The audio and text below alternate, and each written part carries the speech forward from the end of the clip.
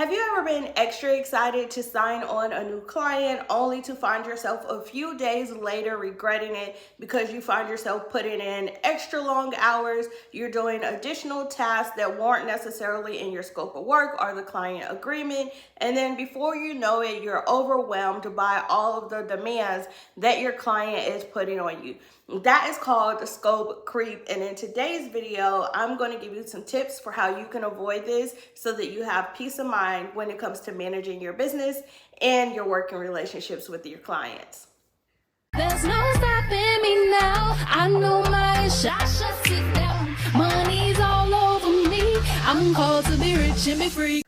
For those of you who are new and don't know who I am, hey y'all, hey, how you doing? I am Ebony Evaughn, your go-to operational manager for all things people and systems when it comes to scaling your coaching business or your consulting agency. And in today's video, I'm going to give you my best tips for how you can avoid scope creep to keep your projects on track. But before we do, if you're new here, make sure you hit that like button and subscribe to the channel and turn on those notification bells. So anytime I post another video like this, you will be the first one to get notified. Now that we have that out the way, let's go ahead and jump in with tip number one, which is going to be to define the scope of work for your project from day one, right? Up front, from the beginning, you want to make sure that you outline all the aspects of your project. No details is too many, okay? So you want to make sure you include the deliverables that are going to be delivered for your client,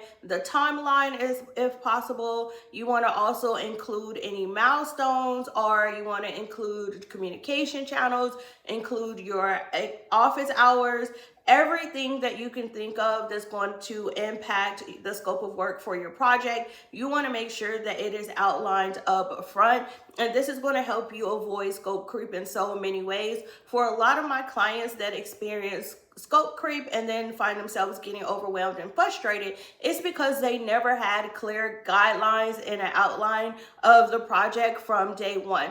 So for example, I just hired a video editor for my travel channel. If you didn't know, I have a travel channel, so you can go over there, subscribe, check out my travel vlogs, right?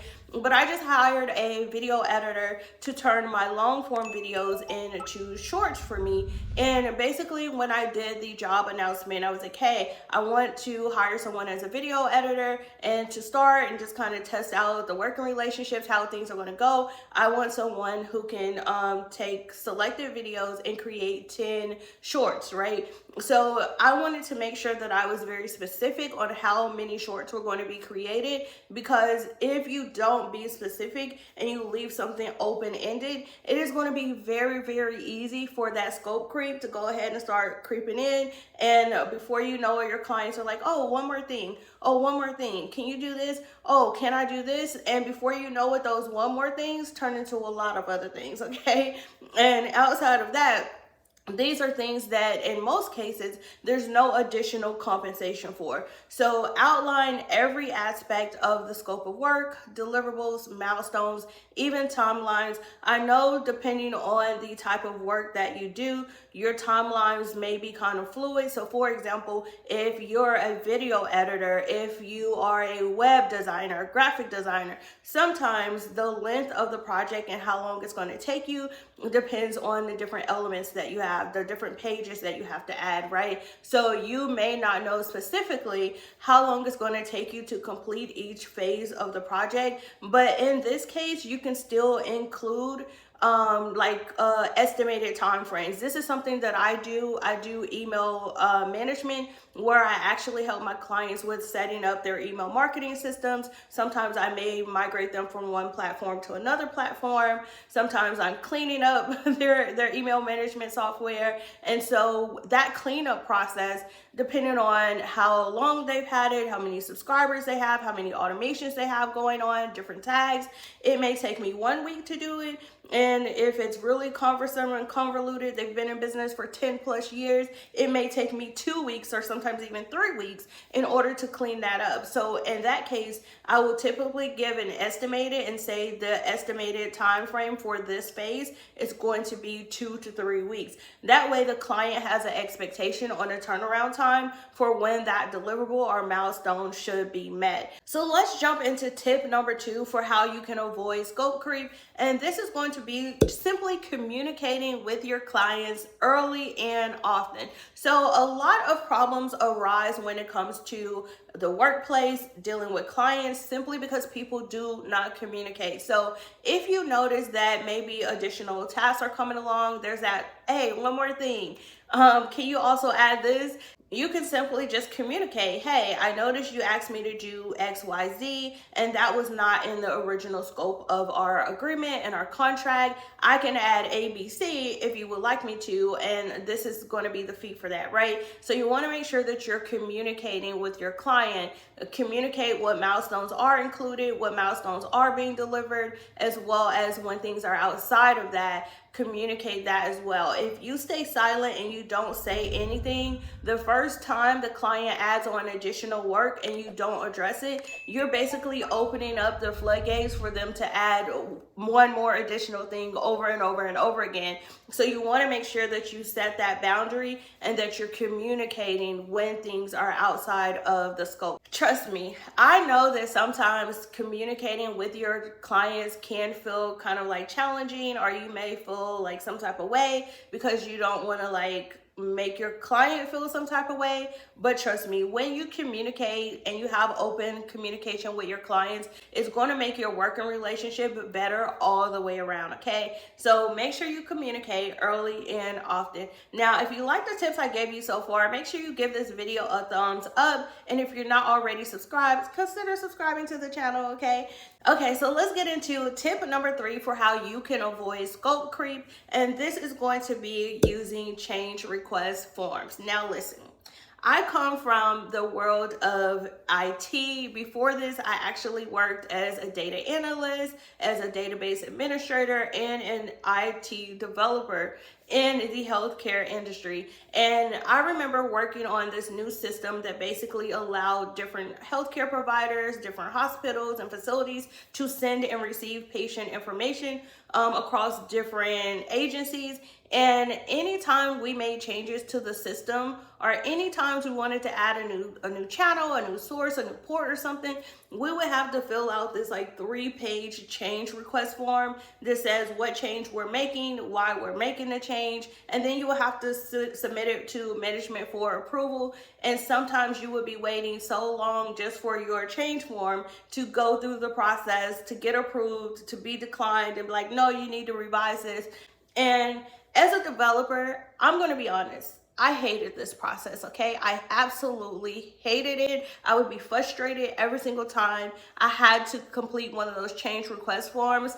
But as I became a manager over the department of developers, instead of just being an actual developer, it made me have a lot more appreciation for the change process, because when you have a team of people who are making changes, and maybe they make a change because the system broke, maybe there was a new patch, whatever, you might not know why that change is being made, but someone already made it. So it can help with duplication of work. So if there's a new patch that comes down and no one puts in a change request, then 2 people can go into the system and say, hey, I went to go apply this new patch. And then when the second person goes, it's like, oh, it was already done, right? Or maybe there's an issue, and if no one knows about it, then people don't know how to resolve it if it happens again. And so even in my business today, as an operations manager, I have ingrained this process into my business, even though I hated change request forms when I was in IT, right? I have a fond appreciation for it now,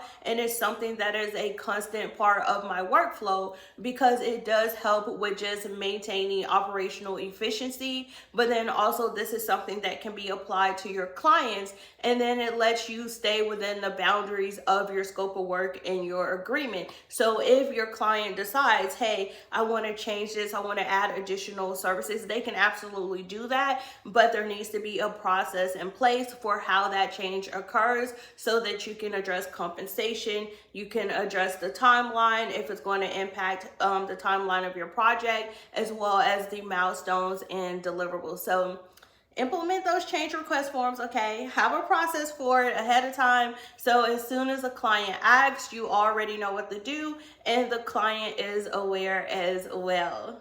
The next step is going to be to track your time. So as someone who provides services, your time can get away from you very easily. Whether, like for me, I use Voxer, which is kind of like a walkie-talkie app where I can talk back and forth with clients if they just have a quick question or need clarity on something. I also offer email support. And so when you're answering emails for clients, when you're actually responding to these Vox messages, right, it may seem like that's just a small 2-minute, 5-minute thing, but those minutes can add up over time. So you want to make sure that you have some type of productivity tool where you can track your time, and that way you know exactly how much time you're actually spending on each one of your projects. If you do not have any type of time tracking system, then there is a very good chance that if you're working like on hourly projects, you're probably spending more time than you're actually logging and that's being accounted for. But even if you're working on projects where it's just like project based and it's not by the hour, you still should track your time so that you can make sure that you're charging enough for the projects and services that you're delivering, but then also that you're allotting enough time for each project or milestone that you have. The next tip is going to be to regularly review the project status and scope with your clients. So as your project goes on, if you notice that your client is constantly asking you for different changes, or I like to call it the goalpost moves, and this is something that can happen a lot when, especially if you're providing a service like as a freelancer. So for me, I do a lot of tech integrations, tech setups. I set up webinars for people. I'll build sales funnels sometimes. I do different integrations. So if you need ManyChat to talk to 𝗧rivecart, or you need 𝗧rivecart to talk to Go High Level, I do those integrations. And sometimes in that process, a client will say, okay, I need X, Y, and Z. And then once I do X, Y, and Z, the client is like, I need X, Y, and Z, but also A, B, and C. And then I do A, B, and C, and they're like, oh, I forgot, I also need D, right? And so when that happens, it is best to really just track what you're doing on the project and communicate that to the client. You can meet with them on a regular basis to say, hey, this is what our scope is. This week we were able to do milestones 1 and 2. You previously mentioned you wanted to add A, B, and C. Is that something you want to do? If so, we can add it to the scope of the project, right? So if you're having regular check-ins about the status, the deliverables, the milestones for your project, that's going to help you to avoid scope creep as well. And again, at the end of the day, this goes back to tip number 2, which is about making sure that you communicate effectively with your clients. Listen, I know I have been giving you some really good juicy nuggets for how you can avoid scope creep, but I want to hear from you down in the chat. Let me know, what is the sneakiest way that a client has ever tried to add additional work to your project for you? Like, did they try to slide it in while you were in a meeting? Did they try to slide it in with another task that you were supposed to do? Let me know the sneakiest way that a client has tried to increase your scope of work down in the comments. Now let's go ahead and get back to the next tip. All right, let's get into the last tip that I have for you. And if all these other tips fail, this is going to be your go-to tip that you want to make sure you rely on. And this is to always, always, always know when to say no, okay? And I'm talking about throwback Destiny Child's no, no, no, no, no. Or if you want to come a little bit to the future, you could be like from, what's the movie, Get Out? No, no, no. Anyways, the last tip is to know when to say no. Sometimes, even when you're communicating openly with your clients, even when you're having these regular check-ins where you're going over the status, the deliverables, the milestones, you have your scope of work in place, you will still have those clients that try you, right? You will have those clients that still feel like, maybe I could get this one little thing in, and maybe they won't notice. And you have to know how to stand firm and tell your clients no. If you do not set boundaries, if you do not know when no is good, no is a complete sentence, right? You will have clients that will try to overstep those boundaries. And if you allow them to do it once, they'll probably do it twice. And then if they do it twice, they'll do it 3, 4, 5, 6, 7, 8, 9, 10 times, okay? So you want to make sure that you know when to say no.